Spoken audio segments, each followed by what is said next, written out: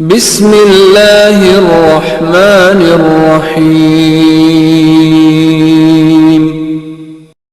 وما ارسلنا من رسول الا ليطاع باذن الله ولو انهم اذ ظلموا انفسهم جاءوك فاستغفروا الله واستغفر لهم الرسول لوجدوا الله توابا رحيما فلا وربك لا يؤمنون حتى يحكموك فيما شجر بينهم ثم لا يجدوا في انفسهم حرجا مما قضيت ويسلموا تسليما.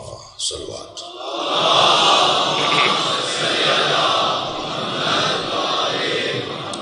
اس سے بلند صلوات ہوتی ہے.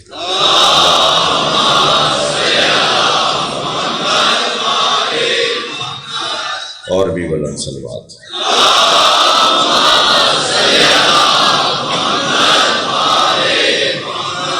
سورہ مبارکہ نساء کی 64ویں اور 65ویں دو آیتیں میں نے آپ کے سامنے پڑھی ہیں، اور دونوں آیتوں کا عنوان عظمت مصطفیٰ ہے.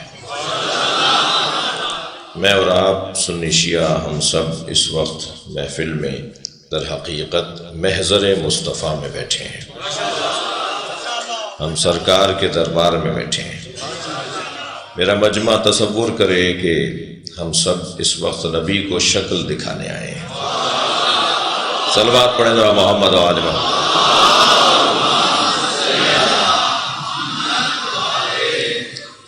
اور یقیناً ہماری شکلیں اس لیے کھلی ہوئی ہیں کہ ہمارے دلوں میں مولا علی بستے ہیں، اور نبی کو بھی ایسا ہی امتی چاہیے. نبی کو ایسا ہی امتی چاہیے کہ جس کی زبان پہ نبوت کا کلمہ نبی کا ہو اور دل پر حکومت علی کی ہو.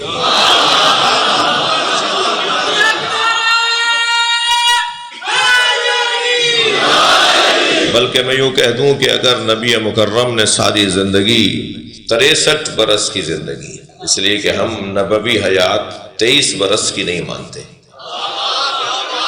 سرکار کی نبوی حیات 23 سالوں کی نہیں ہے، 63 سالوں کی ہے. وہ 40 سال تک جو سرکار نے اعلان نبوت نہیں فرمایا اس وقت بھی نبی تھے. اعلان ہونا اور ہے اور ان کا نہ ہونا اور ہے. وہ کب نبی نہیں تھے اور کب نبی نہیں رہیں گے، بلکہ حضرت آدم کی نبوت میں بھی جس کی نبوت ہے وہ ہمارے نبی کی ہے. حضرت نوح کے زمانے میں بھی حضرت نوح نبی کے زمانے میں جس کی نبوت ہے وہ ہمارے نبی ہے. یعنی کوئی زمانہ ایسا نہیں ہے کہ جو زمانہ نبی کی حاکمیت سے خالی ہو. میں آیت کا ترجمہ کروں تو پھر نبی کی حاکمیت خود سرکار کے اسم مبارک سے ظاہر ہوتی ہے. سرکار کا جو اسم مبارک ہے محمد، اتنا میٹھا اور پیارا نام ہے، جب تک لب جڑے نہیں ادا نہیں ہوتا.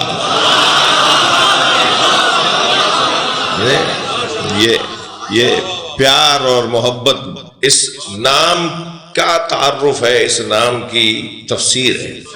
آیت کا ترجمہ سن لیجئے پھر اس کی تفسیر پر غور کریں گے. ارشاد ہو رہا ہے وَمَا أَرْسَلْنَا مِن رَسُولٍ، اور ہم نے کسی رسول کو نہیں بھیجا إِلَّا لِيُطَاعَ بِإِذْنِ اللَّهِ، مگر یہ کہ وہ اللہ کی طرف سے لوگوں کے لیے باعث اطاعت، مقام اطاعت اور صاحب اطاعت بنا کر بھیجا گیا ہے.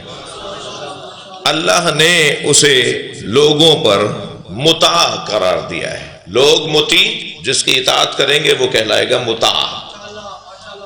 اللہ نے نبی کو ہمارے لیے مطاع قرار دیا ہے، صاحب اطاعت، اور ہمیں مطیع قرار دیا ہے. ہمیں اطاعت کرنی ہے، مگر جس کی اطاعت کرنی ہے الا لیطاع باذن اللہ. اس لیے ہم نے رسولوں کو بھیجا تاکہ ان کی اطاعت کی جائے. اب اگر جس کام کے لیے بھیجا گیا ہو وہ کام ہی امت نہ کر پا رہی ہو تو امت کے اسلام پر تبصرہ ہوگا یا نبی کے مقصد پر گفتگو ہوگی. یعنی میں اللہ کرے اپنے اس منزل پر اپنی بات پہنچا سکوں. رسول اللہ کو، ہر رسول کو اللہ نے اس لیے بھیجا تاکہ ان کی اطاعت کی جائے، وہ ہے مطاع، ہمیں ان کا مطیع قرار دیا ہے۔ اگر یہاں اطاعت نہ ہو تو وہاں ان کے آنے کا مقصد نہیں، اور وہاں اگر وہ آئیں اور اللہ کی طرف سے پیغام نہ پہنچائے تو یہاں اطاعت نہیں ہوگی۔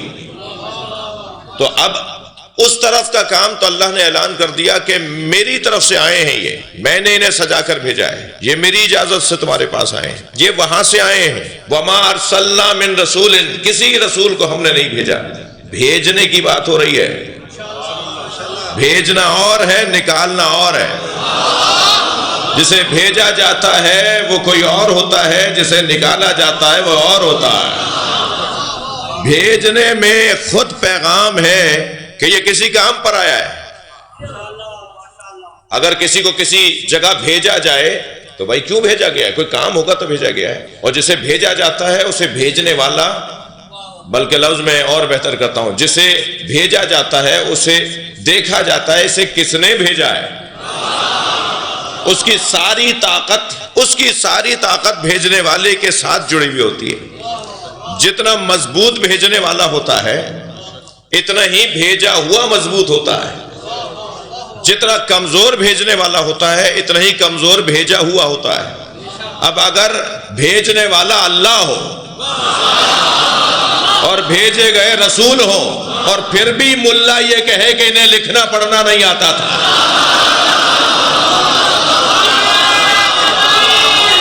صلوات پڑھ لیں محمد و آل محمد۔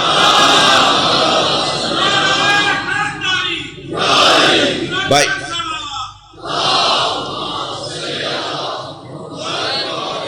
توجہ ہے،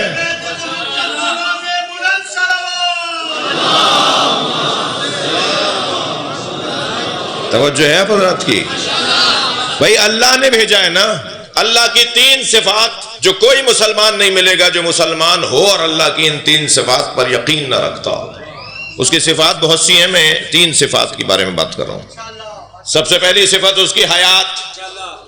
اللہ حیات رکھتا ہے، زندگی، حیات، الحی۔ اللہ حی بھی ہے، قیوم بھی ہے۔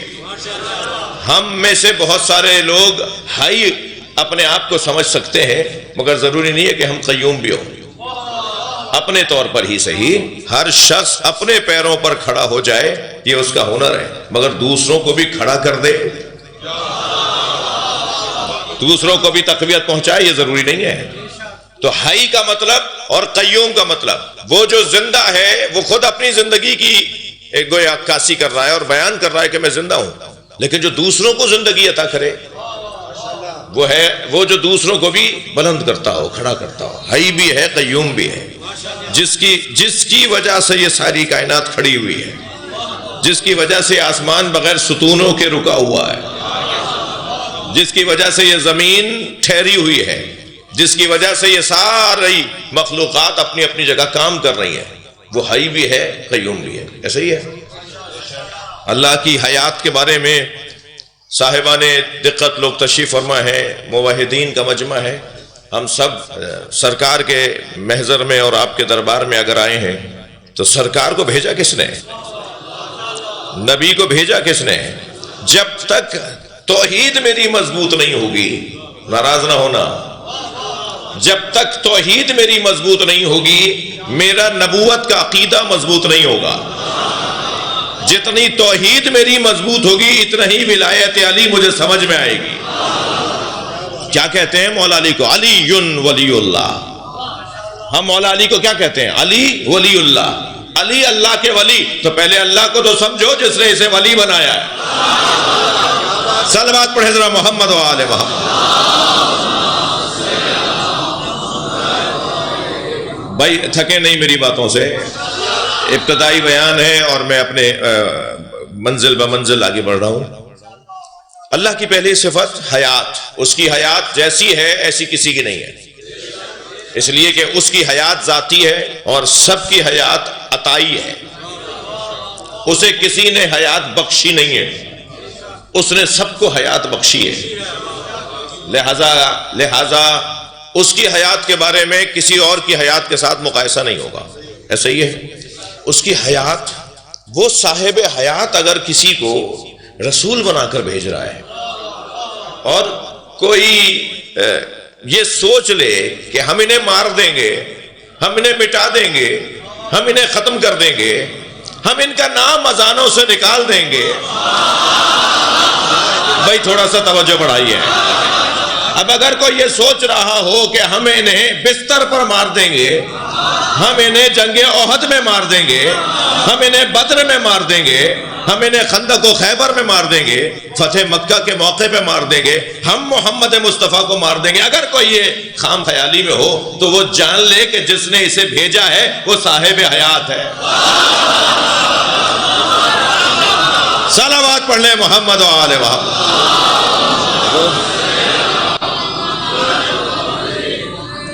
وہ چاہتا ہے کہ میرا محمد باقی رہے۔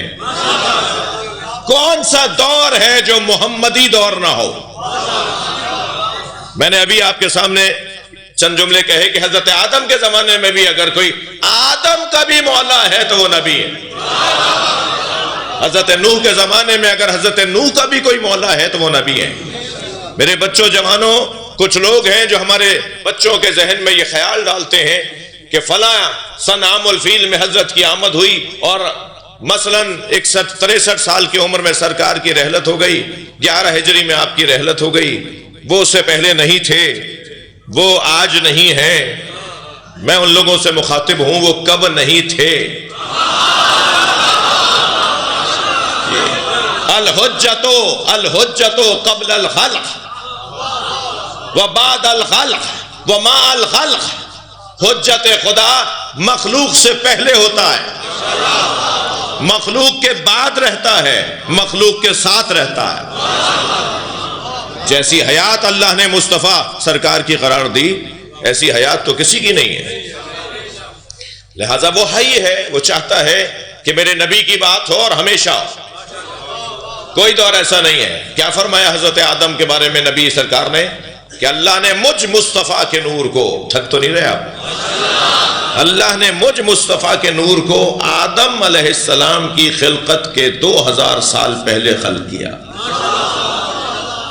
اچھا، حضرت آدم کی خلقت سے پہلے زمین نہیں بنی تھی، 2000 سال پہلے چاند سورج نہیں بنا تھا۔ جب چاند سورج نہیں بنا تھا تو سورج کی گردش نہیں تھی، اور جب سورج کی گردش نہیں تھی تو پھر دن کیسے بنا؟ دن نہیں تھا تو ہفتے کیسے بنے، مہینے کیسے بنے، سال کیسے بنے؟ ابھی تو سال بنانے کا کوئی ذریعہ ہی نہیں ہے، اور سرکار فرما رہے میں 2000 سال پہلے۔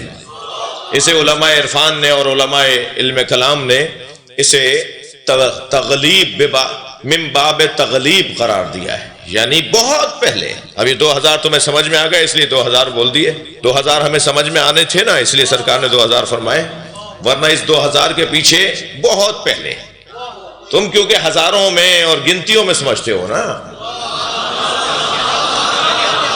بھائی صلوات پڑھ لیں محمد و آل محمد۔ تم کیونکہ لہذا تمہیں گنتیوں میں سمجھا دیتے ہیں، ورنہ ابھی گنتی شروع ہی نہیں ہوئی تھی۔ یہ اس وقت سے بھی پہلے تھے، اور پھر ہر زمانے میں رہے، اور پھر ہر زمانے میں رہنے کے بعد کچھ نہیں ہوگا، اگر ہوگا تو سرکار کے محمد کا نام ہوگا۔ اب اگر یہ میرا مفہوم، میری بات الحمدللہ روشن ہو، تو پھر انہیں پیغام ہے کہ جنہوں نے کوشش کی کہ کسی طرح سے یہ نام دب جائے، کٹ جائے، مٹ جائے، اس نام کے بقا کا رستہ۔ اچھا، ایک جانب اللہ نے سرکار کو یہ مقام عطا کیا، دوسری جانب تقاضۂ بشری کے تحت آپ کو رحلت بھی کرنی ہے، تقاضۂ بشری کے تحت آپ کو دنیا سے جانا بھی ہے، آپ کے بدن پہ تکلیفوں کو بھی آنا ہے، آپ کے بدن مبارک کو جو ہے وہ ضعف بھی محسوس ہوگا، لہذا آپ بشری تقاضوں کا بھی اظہار ہو رہا ہوگا۔ تب اللہ نے سرکار کو باقی رکھنے کے لیے، توجہ، سرکار کو محفوظ رکھنے کے لیے، ہر زمانے میں بچانے کے لیے محمدی الصفت شخصیتوں کو خلق کیا، جن کی حقیقت محمدی ہے، جن کا ظاہر اور ہے، باطن اور حقیقت ایک ہے۔ بہت دیر اس مفہوم پر اور اس مطلب پر، اس نقطے کے اوپر رکا جا سکتا ہے، مگر میں 4 مصرے سنا کر اپنی بات کو منزل دے رہا ہوں۔ شاعر کہتا ہے، امام جتنے ہیں ایک نور سے ہے سب کا خبیر، امام جتنے ہیں ایک نور سے ہے سب کا خمیر، ہیں ان میں سبھی محمد صغیر ہو کے کبیر۔ بھائی توجہ، ہیں ان میں سبھی محمد صغیر ہو کے کبیر، خیال ہے کہ نظر بندی مصور نے الٹ پلٹ کر دکھائی نہ ہو وہی تصویر۔ صلوات پڑھ لیں محمد و آل محمد۔ اللہ حیات رکھتا ہے تو ان کی حیات کا منظر دیکھیے آپ جی۔ دوسرا اللہ کی صفات میں دوسری صفت جو بہت روشن صفت ہے وہ ہے اس کا قادر ہونا۔ الحی، القدرت، الحیات، القدرت، اور تیسری ہے العلم، یعنی وہ حی ہے، قادر ہے اور عالم ہے۔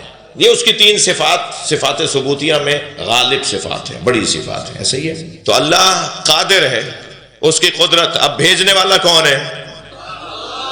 اب بھیجنے والا قادر ہے، جسے بھیجا جا رہا ہے تو کیا اسے معاذ اللہ مجبور بنا کر بھیجے گا؟ اسے جیسی قدرت عطا کرے گا ایسی تو کسی کو نہیں دے گا نا۔ بھائی ہم بھی دنیا میں آئے ہیں مگر ہم بھیجے ہوئے لوگ نہیں ہیں، ہم آ گئے۔ اگر ہمیں اپنی قسمتوں کو بہتر کرنا ہے تو بھیجے ہوئے لوگوں سے جڑنا ہوگا۔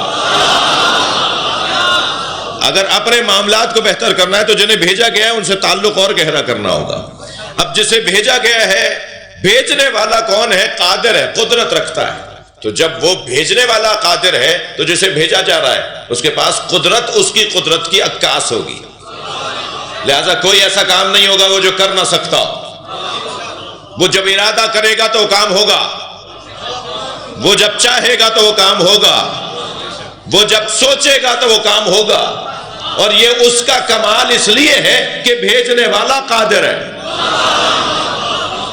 تھوڑا گردن ہلانا بھائی، بات اگر جاری ہو تو۔ بھیجنے والا قادر ہے، اور جب بھیجنے والا قادر ہے تو ان کے یہاں سے قدرت ہی قدرت کا اظہار ہوگا۔ بظاہر تو ان کے کپڑے، ان کا لباس سادگی کا ہوگا، مگر یہ اگر کسی فقیر کی طرف دیکھیں گے تو اسے امیر بنا دیں گے۔ ان کا مقام اتنا بلند ہے کہ یہ کسی نادار کی طرف دیکھیں گے تو اسے صاحب ثروت بنا دیں گے۔ اگر تھکے ہوئے ہیں تو ایک جملہ نہ کہوں، کہہ دوں، یہ کسی سوکھی روٹی کھانے والے کو ابو ذر بنا دیتے ہیں۔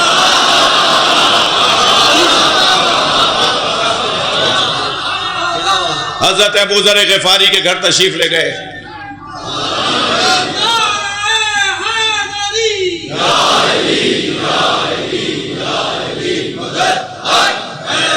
وہ پانی بہت دور سے بھر کر لائے تو حضرت نے سوال کیا کہ کیا تمہارے گھر میں کنواں نہیں ہے؟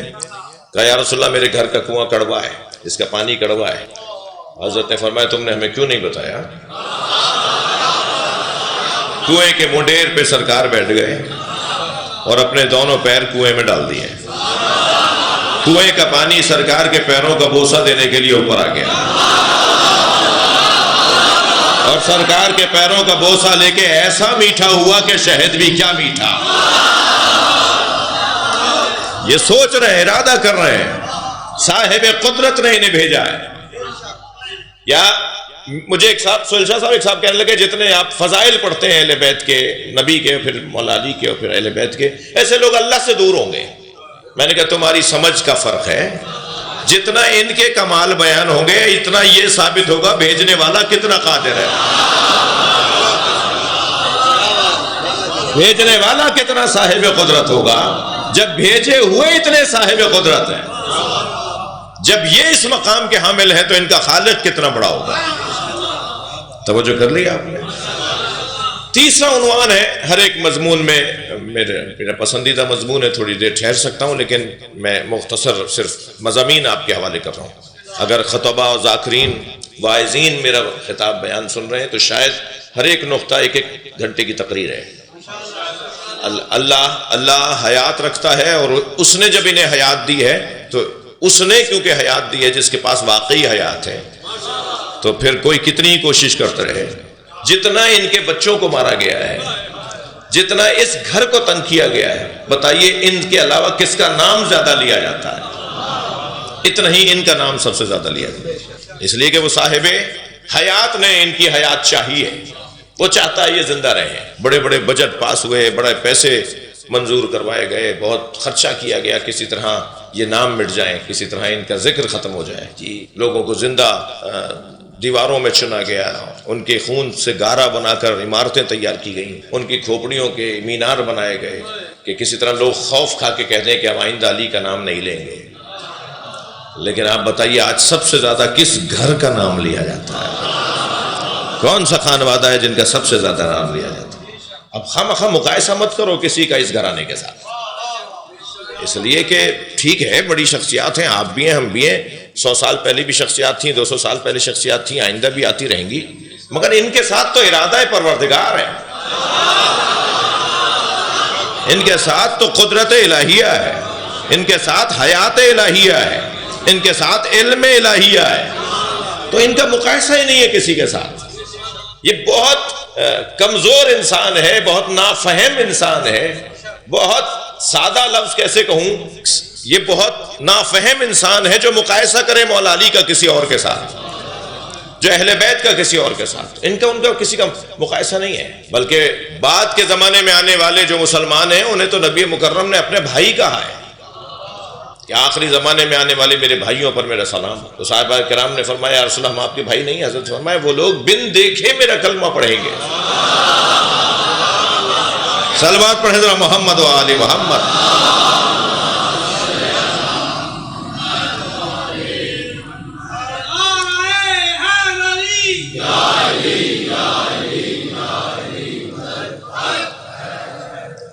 میرے بھائی جو ہے وہ فقہ جعفریہ کا انتخاب کرنا چاہتے ہیں، اہل سنت سے ہیں، تو چلیے ان کے ساتھ ہم دوبارہ کلمہ دوہرا لیتے ہیں۔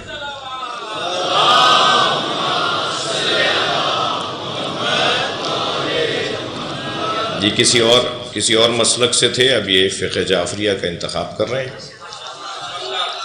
تو جو میں ان سے کہوں گا ان کے ساتھ کہوں گا، آپ بھی ان کے ساتھ میرے ساتھ دہرائیے، کہیے لا الہ الا اللہ۔ آپ کہیے لا الہ الا اللہ۔ آواز نہیں آ رہی مجھے صحیح طرح۔ لا الہ الا اللہ محمد الرسول اللہ علی ولی اللہ ووصی رسول اللہ وخلیفتہ بلا فاصل۔ اللہ کی وحدانیت، رسول اللہ کی خاتمیت، مولا علی کی ولایت کا اقرار کرتا ہوں۔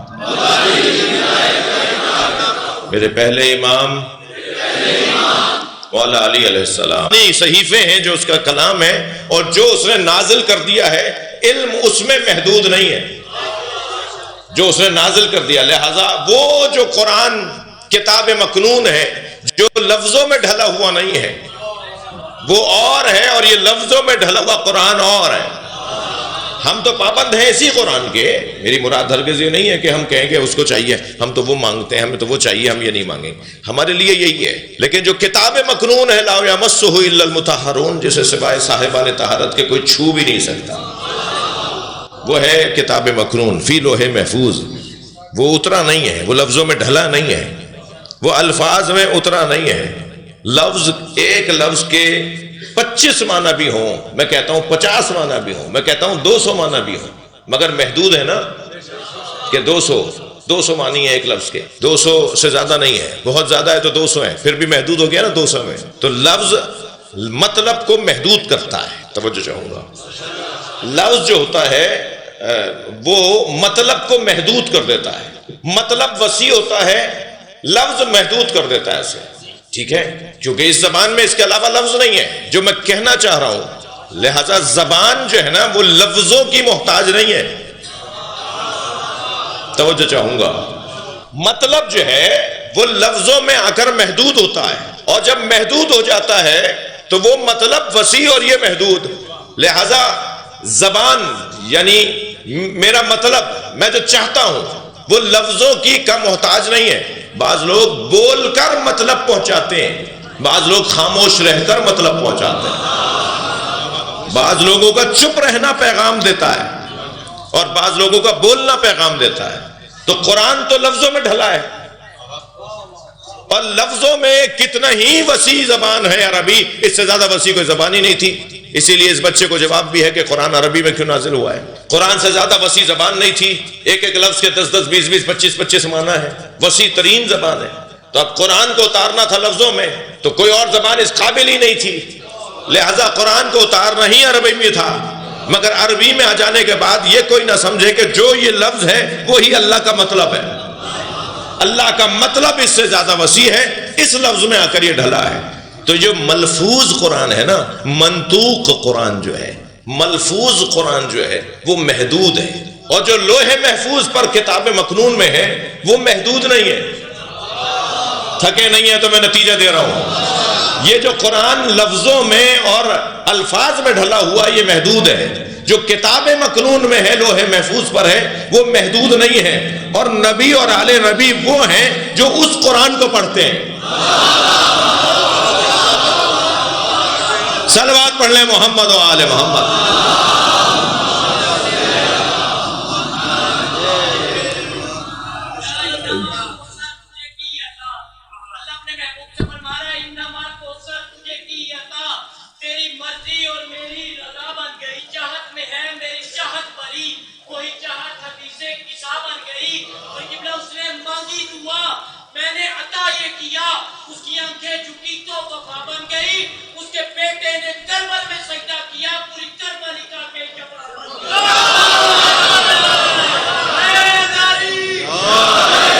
اور بلند صلوات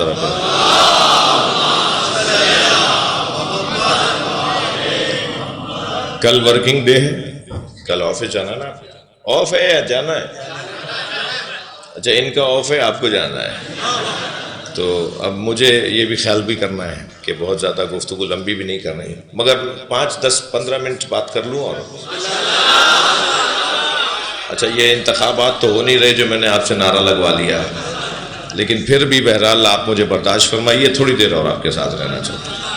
تو پہلی بات تو یہ کہ یہ جو اللہ کی صفات ثبوتیاں ہیں، بھیجنے والا وہ ہے جس کی یہ صفات، جنہیں بھیجا گیا ہے وہ یہ سارے کمالات لے کر آئیں گے. یہ سفر اللہ ہے، سفراء الہیہ ہیں، یہ سفراء ہیں، یہ سفیر ہیں اللہ کے، یہ اللہ کی طرف سے بھیجے گئے ہیں. کسی ملک میں اگر کسی ملک کا سفیر بیٹھا ہو نا تو وہ اس ملک کی ترجمانی کر رہا ہوتا ہے. ایسا ہی ہے، وہ اگر دستخط کر رہا ہے تو اس ملک کی پالیسی، وہ جو ہے وہ اگر کوئی معاہدہ کر رہا ہے تو اس ملک کی پالیسی ہے، نہیں کر رہا تو اس ملک کی پالیسی ہے. اور جو بول رہا ہے یا نہیں بول رہا وہ اس ملک کی وجہ سے. اب یہ ہے سفیر اللہ کے، یہ وہاں سے بھیجے گئے ہیں، اور جب بھیجے گئے ہیں تو پھر جو یہ کر رہے ہیں یہ اس ملک کی پالیسی ہے، یہ اس ملک کی پالیسی ہے. جب یہ اس ملک کی پالیسی ہے تو اب اگر یہ کسی کو برابر میں بٹھائے تو پالیسی اللہ کی ہے. صلوات پڑھ لیں محمد و آل محمد. جی یہ وما تشاءون الا ان یشاء اللہ، یہ چاہتے ہی نہیں ہیں وہ جو اللہ نہ چاہتا ہو. ان کا ہر فعل وما ينطق عن الهوى ان هو الا وحی یوحى، ان کا بولنا وحی الہی کے مطابق. ما رمیت اذ رمیت ولکن اللہ رما، ان کا کرنا اللہ کے حکم کے مطابق. سفیر ہے نا بھائی، وہاں سے بھیجے گئے نا. میں نے ایک جملہ آپ سے کہا کہ بھیجے جانے والے اور ہیں، نکالے جانے والے اور ہیں. بھائی بھیجے کی بات کر رہا ہوں میں، جسے بھیجا جاتا ہے وہ اور ہے، جسے نکالا جاتا ہے وہ اور ہے. اللہ نے نکالا شیطان کو ہے، بھیجا انبیاء کرام کو ہے. اب یہ انسان کی قسمت ہے کہ شیطان کے ساتھ جڑ جائے یا انبیاء کے ساتھ جڑ جائے. اچھا جسے بھیجا جاتا ہے تھوڑی سی اور توجہ چاہوں گا، اس کے آنے کا بھی انتظار ہوتا ہے، وہ جا کر واپس بھی آتا ہے. کام پر بھیجا گیا ہے نا. خاتون خانہ آپ کو کہیں کہ جا کے ٹماٹر لے آئیے، اور باہر جانے کے بعد یہ بھول جائیں کہ انہیں کسی کام پر بھیجا تھا. اور صاحب یہ اب تو موبائل ہے، آسانی ہے، وہ میسج کر دیں گی کہ ٹماٹر کہاں گئے. لیکن پہلے تو انتظار میں بیٹھی رہتی تھی کہ جب یہ آئیں گے تب ہنڈیا. جس معراج کا ذکر آیا ہے وہ آفیشل سفر تھا، وہ سرکاری سفر تھا پروٹوکول کے ساتھ. اب یہ جب چاہتے تھے چلے جاتے تھے. تو یہ وہاں سے آئے ہیں، تو وہاں سے آئے ہیں تو پھر وہاں کے کمالات لے کر آئے. اب یہ علم وہاں سے لے کر آئے ہیں، تو اب یہ نہیں پوچھا جائے گا کہ انہیں پڑھنا آتا ہے انہیں پڑھنا نہیں آتا. ہم نے تو انہیں یہاں پڑھتے ہوئے نہیں دیکھا. بھائی یہاں کون تھا جو انہیں پڑھاتا جو تم دیکھ لیتے؟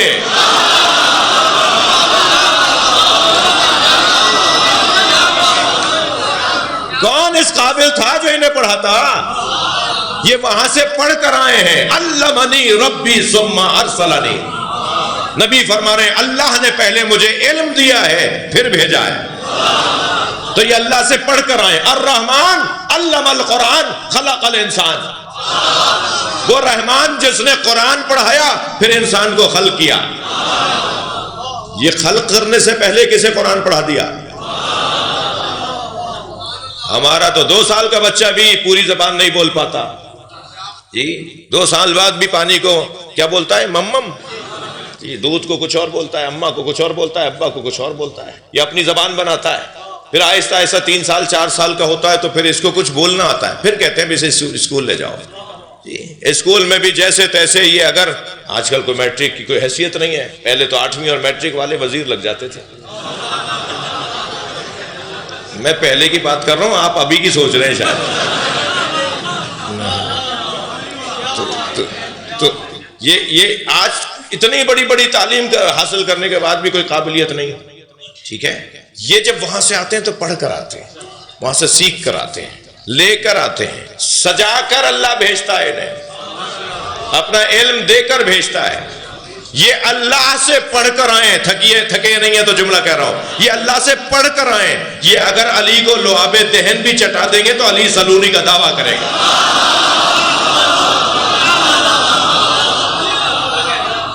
جب میرے مولا سے سوالات کیے اور علی نے جواب پر جواب دیا، یعنی لاجواب جواب دیے، تو کسی نے کہا آپ کا علم نبی کے علم کے برابر ہے. تو مولا کو یہ بات ناگوار گزری. کون علی؟ جو صاحب نفس مطمئنہ کا بابا. کون علی؟ جو بستر نبی پہ سوئے تو نفس اللہ، اٹھے تو نفس اللہ. کون علی؟ کہ جو یہ دعویٰ کرتا ہو کہ پوچھو اس سے پہلے کہ میں دنیا سے چلا جاؤں. وہ علی بن ابی طالب. جب ان سے کہا جائے کہ کیا آپ کا علم نبی کے علم کے برابر ہے تو علی مولا کو برا لگا، پیشانی پہ بل آ گئے. اچھا، اس کا مطلب ہے کہ جس علی کو حق تھا کہ وہ نبی کے برابر اپنے آپ کو سوچتے، انہوں نے ادب مصطفیٰ کے مطابق، تقاضائے ادب مصطفیٰ کی وجہ سے یہ سننا بھی پسند نہیں فرمایا کہ کوئی مجھے نبی جیسا کہے. توجہ چاہوں گا. جو نفس اللہ ہو، جو نفس رسول ہو، جو انفسنا کی منزل پر ہو. میدان مباہلہ میں سرکار نے فرمایا ہم اپنے جیسے لاتے ہیں، تم اپنے جیسے لاؤ. جو نبی کی جگہ نبی جیسا بن کر گیا ہو، اسے امت اگر کہے کہ تم نبی جیسے ہو تو اسے برا لگتا ہے. نبی کہیں تم کیوں کہہ رہے ہو کہ میں نبی جیسا ہوں؟ نبی کہیں مجھے، اور نبی کہہ رہے ہیں، اللہ مجھے کہہ رہا ہے میرے نبی جیسا علی ہے. مگر اگر کوئی اور کہے تو نبی میرے مولا کو یہ اچھا نہیں لگ رہا. فرماتے ہیں ھذا لعاب النبی، میرا علم لعاب مصطفیٰ ہے. جس نبی کے لعاب میں اتنا دم ہو اس کے خون میں کتنی طاقت ہوگی.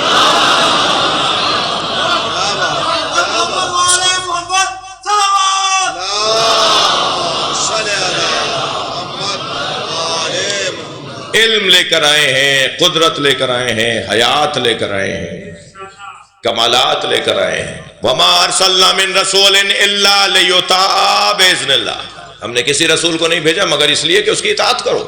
اطاعت کے لیے بھیجا گیا ہے، ان کی پیروی کی جائے. ایک صاحب کہنے لگے جی میلاد پڑھیے گا، سیرت مت پڑھیے گا. ایک جگہ ہم گئے تو کہنے لگے سیرت پڑھیے گا، میلاد مت پڑھیے گا. اچھا، امت نے تقسیم کر لیا اپنے آپ کو، کچھ میلاد والے، کچھ سیرت والے. تو یہ جو تقسیم ہو گیا کہ ہمیں تو صرف فضائل سنائیے، ہمیں کردار مت بتائیے. ہم کہاں اور وہ کہاں. یہ زبان ہے نا ہمارے ہاں، مسلمانوں کی زبان بول رہا ہوں میں. یہ صرف فضائل سنائیے، ہمیں سرکار کا کردار، سرکار کے جو ان کی سیرت طیبہ ہے اس سے متعلق بات نہ کیجیے. ہم کہاں اور وہ کہاں. قرآن تو یہ مانتے ہوئے کہ تم کہاں اور وہ کہاں، یہ مانتے ہوئے دیکھو کہ ان کی سیرت کیا ہے.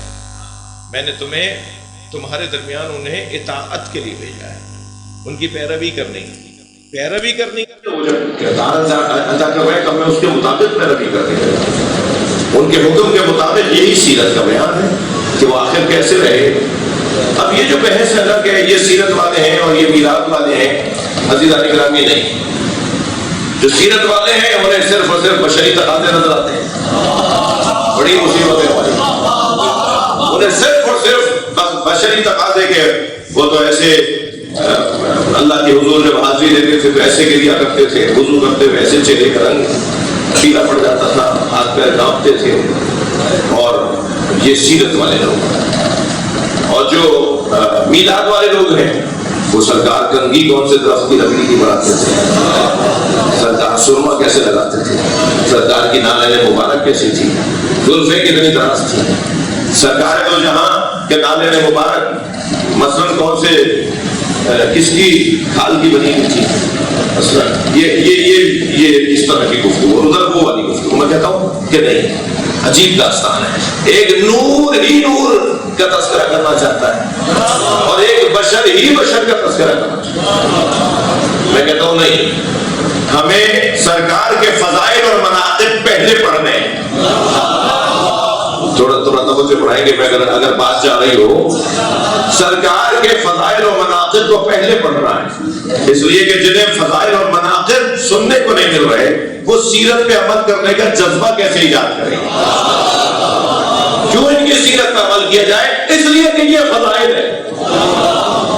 کیوں ان کی زندگی کو اپنے لیے نمونے عمل بنایا جائے؟ اس لیے کہ یہ کمال کے فضائل ہے.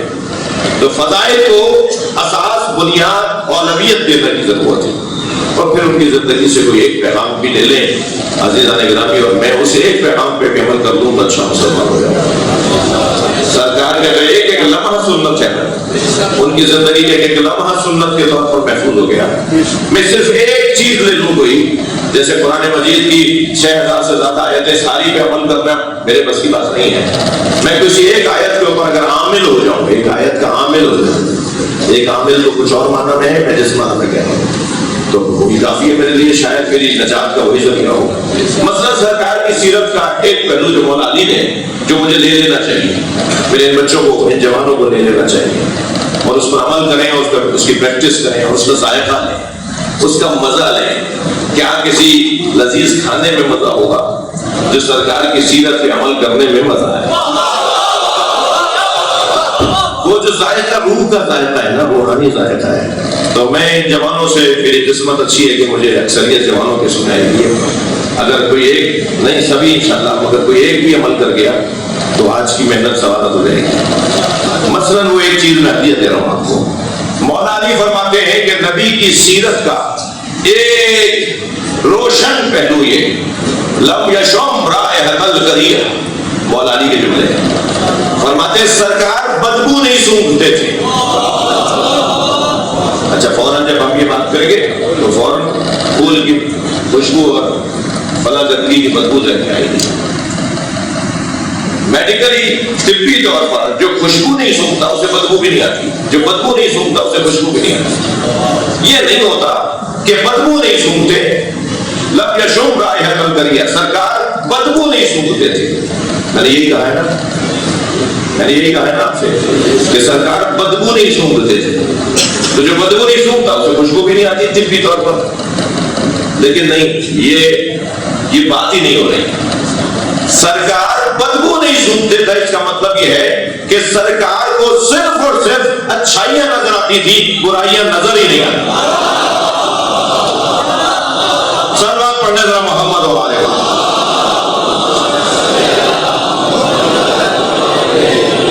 سرکار کو بدبو نہیں آ رہی ہے، ہمیں کوئی برائی نظر نہیں آ رہی. یا رسول اللہ اس بندے میں کیا برائی ہے؟ نہیں، اس وقت اچھائی ہے، برائی ہے تو مجھے نظر ہی نہیں. یا رسول اللہ فلاں اس میں کیا برائی ہے؟ مجھے کوئی برائی نظر ہی نہیں ہے. یہ برائیاں دیکھنا، بدبوئیں سونگھنا اگر میں اور آپ بند کر دیں، توجہ ہے، بدبوئیں سونگھنا اگر ہم بند کر دیں، یعنی برائیاں دیکھنا بند کر دیں، کسی کی خامیاں ڈھونڈنا بند کر دیں، کسی کی خامیوں کا پرچار کرنا بند کر دیں، کسی کی خامیوں کو برملا کرنا بند کر دیں، تو ہم سیرت مصطفیٰ پہ عمل کرنے والے ہیں. ہمیں تو اچھائی نظر آ رہی ہے، ہمیں تو سوائے اچھائی کے کچھ نظر ہی نہیں آ رہا.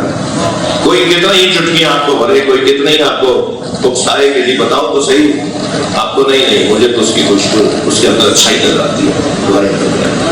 آپ پھر دیکھیے معاشرہ کتنا خوبصورت ہو جائے گا، کتنا گھروں میں چین آ جائے گا۔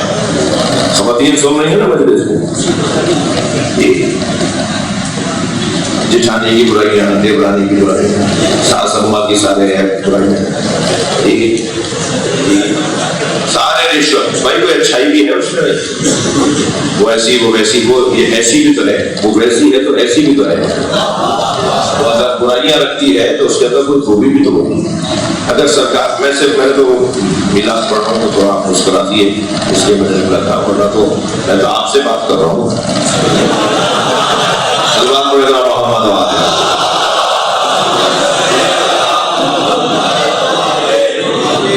بہت روشن بات عزیز ہو، جس کا نام اتنا پیارا ہو اس کا کردار کتنا پیارا ہو، اس کی سیرت کتنی پیاری ہوگی، اس کا وجود کتنا نورانی ہوگا۔ کسی کا ذکر بلند ہونے کے لیے اس کے کردار کا بلند ہونا لازمی ہے، اور کسی کا کردار بلند ہونے کے لیے اس کی فکر کا بلند ہونا لازمی ہے۔ جس کی فکر بلند ہوتی ہے اس کا کردار بلند ہوتا ہے، اور جس کا کردار بلند ہوتا ہے اس کا ذکر بلند ہوتا ہے، اور جس کا ذکر بلند ہوتا ہے اس کا ذکر 1400 سال بعد بھی کیا جاتا ہے۔ اس گھرانے کا ذکر کیونکہ بلند ہے، ہمارے پاس سب سے بڑی نعمت ہی اس گھرانے کا تذکرہ ہے، ان ہستیوں کا تذکرہ ہے، لہذا اسے غنیمت جانتے ہوئے اس ذکر کے ذریعے سے ہم اپنی زندگیوں میں بیٹھیے رہے۔ عجیب داستان ہے بعض لوگوں کی کہ صرف اور صرف نور کے پہلو کو دیکھ رہے ہوتے ہیں، انہیں ایک ایک سنت کو یاد ہے، توجہ ہے، یعنی اگر میں یوں کہوں کہ انہیں رات کی تاریکی میں نبی کے ہاتھ سے گرتی ہوئی سوئی تو نظر آ جاتی ہے، مگر دن کی دھوپ میں نبی کے ہاتھوں پہ علی نظر نہیں آتا۔ یہ کیسا تضاد ہے، یہ کیسا اختلاف فکری ہے۔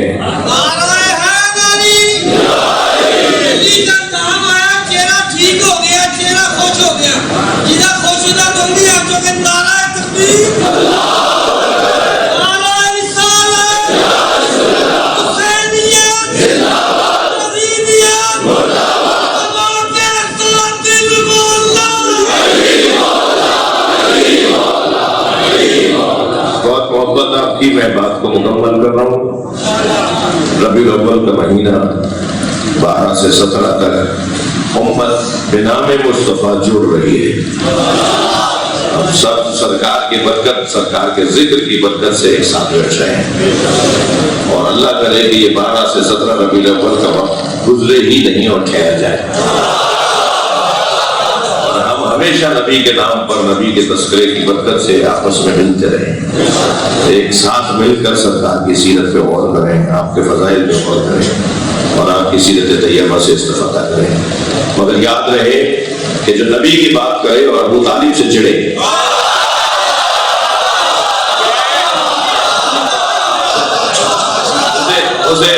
اسے نبی مکرم بھی پسند نہیں کرتے۔ نبی کو وہ بہت اچھا لگتا ہے جو نبی کے چچا کی بات کرتا ہے۔ ایک واقعہ نہیں ہے سرکار کی سیرت میں بھی، آپ کی زندگی میں بھی، جب چاہتے تھے، جب لوگ چاہتے تھے کہ نبی کو اور خوش کریں، اتنے جنازے، اتنے مسائل، ہجرت، مشکلات، صحابہ کرام کی زحمتیں، خبر آ رہی ہے کہ فلاں جگہ یہ واقعہ گزر گیا، سرکار 2 دن سے جی سرکار کے مزاج مبارک پر گرانی ہے، تو صحابہ کرام کو پتا ہوتا تھا کہ کیسے نبی کو خوش کروایں، تو نبی کو خوش کرنے کا ایک روشن ذریعہ، واضح ذریعہ یہ ہوتا تھا کہ نبی کے سامنے کوئی ایک دوسرے سے کہتا تھا کہ تمہیں ابو طالب کے اشعار یاد ہیں،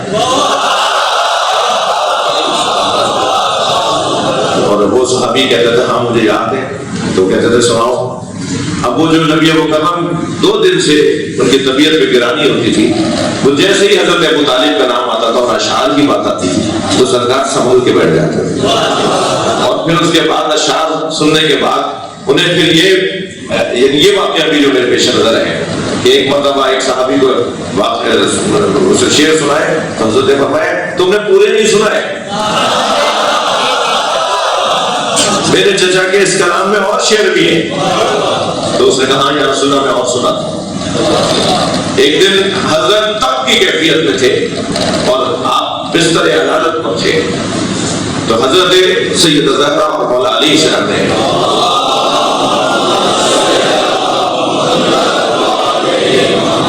تو جناب سیدہ نے مولا علی سے فرمایا کہ یا علی آپ کو اپنے بابا ابو طالب کے اشعار یاد ہے؟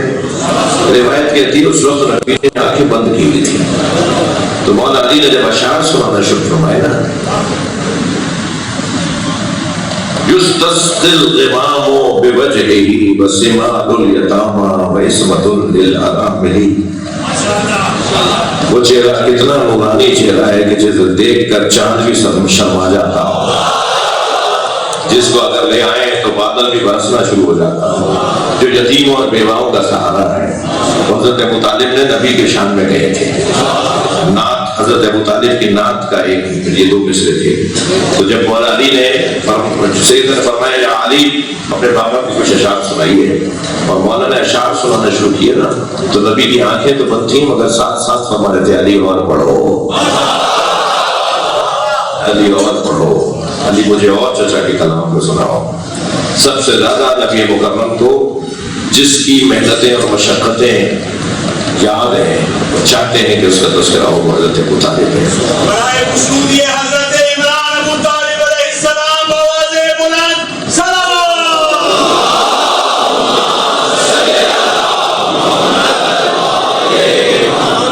یکم عامل فیل، جب سال کا پہلا دن آیا، وہ ایک مرتبہ وہی سال وہی سال جس سال میں ہاتھیوں کا لشکر آیا تھا، تو حضرت نے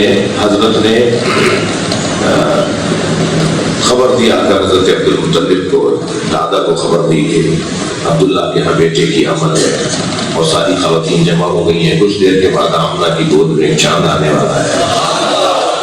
تو دادا انتظار میں بیٹھے ہوئے ہیں کہ کب خبر آتی ہے کہ مجھے پوتا ملا ہے۔ حضرت ابو طالب کے ساتھ ہیں، تو جیسے ہی حضرت دادا کی گود میں لا کر دیا سرکار کو، ایک بادشاہ میں لپیٹا ہوا تھا، جیسے ہی گود میں دیا تو چہرے کو دیکھ کر آواز دے کر کہا ابو طالب قریب آؤ، میں نے اب سے زیادہ، میں نے اس سے پہلے اتنا اچھا بچہ، اتنا خوبصورت بچہ نہیں دیکھا۔ تو قریب آ کے حضرت ابو طالب نے فرمایا بابا میں نے اس سے پہلے اتنا حسین بچہ نہیں دیکھا۔ تو فرمایا بتاؤ اس کا نام کیا رکھیں؟ تو دادا پوتے کا نام رکھنا چاہتے ہیں اور چچا سے پوچھ رہے ہیں کہ اس کا نام کیا رکھیں۔ تو حضرت ابو طالب نے فرمایا کہ سارے مکے کے لوگ آپ سے زیادہ کسی کو حسین نہیں مانتے، سب آپ کو حسین کہتے ہیں اور آپ اسے حسین کہہ رہے ہیں۔ تو جس کی تعریفیں کی جاتی ہوں وہ کسی کی تعریف کرے تو اسے محمد کہا جاتا ہے۔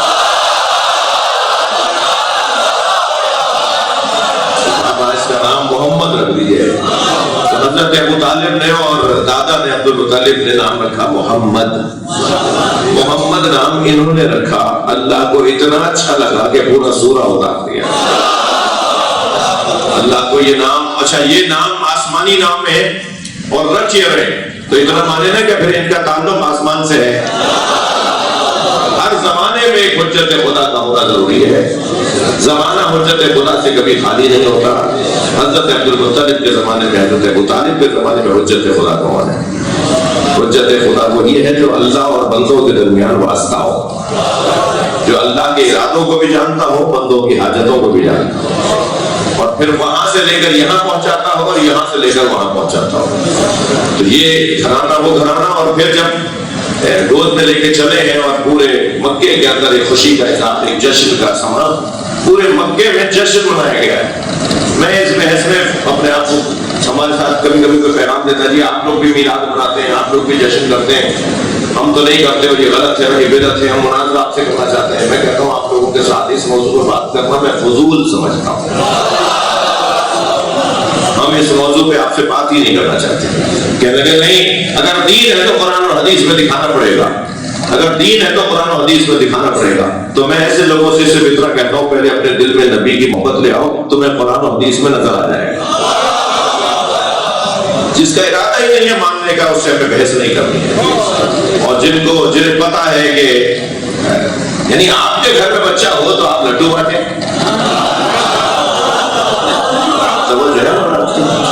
آپ کے گھر میں اگر کوئی بچے کی ولادت ہو جائے تو سارے گھر کے اندر خوشی اور جشن کا سما ہو.